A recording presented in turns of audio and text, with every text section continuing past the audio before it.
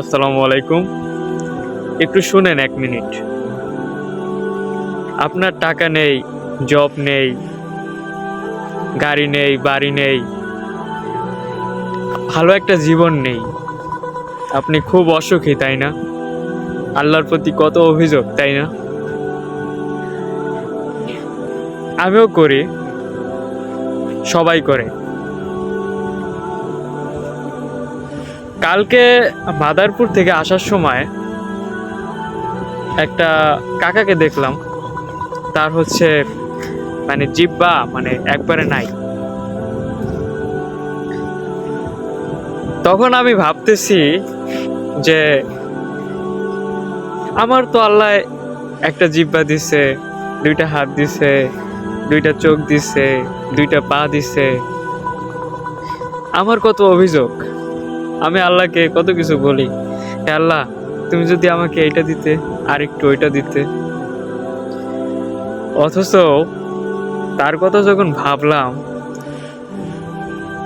তখন আমি চেষ্টা করলাম যে আচ্ছা, জিহ্বা ছাড়া কিভাবে কথা বলা যায়? আচ্ছা, জিহ্বা ছাড়া মানে কিছু খাইলে ওইটা কেমন লাগবে?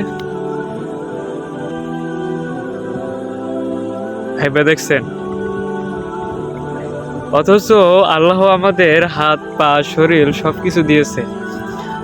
হয়তো আমাদের পরীক্ষা করার জন্য কিছু দেয়নি, হয়তো টাকা দেয়নি, গাড়ি বাড়ি দেয়নি।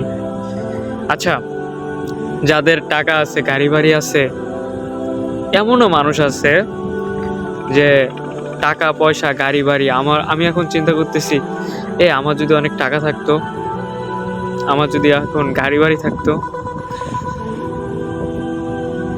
চিন্তা করতেছি, এরকম চিন্তা করতে করতে অনলাইনে ঢুকি, ফেসবুকে ঢুকি।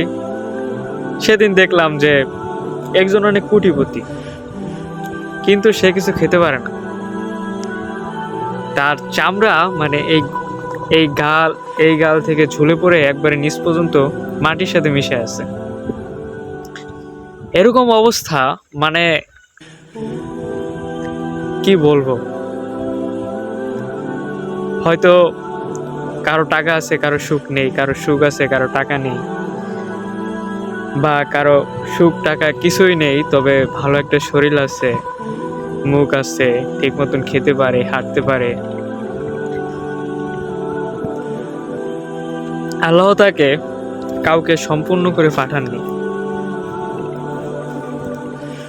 সকলকেই কোনো না কোনো অভাব, পরীক্ষার মধ্য দিয়ে পার হতে হয়। তো আমার এখানে আসার প্রধান কারণ হচ্ছে যে আমি নিজেকে নিয়ে আল্লাহর কাছে অনেক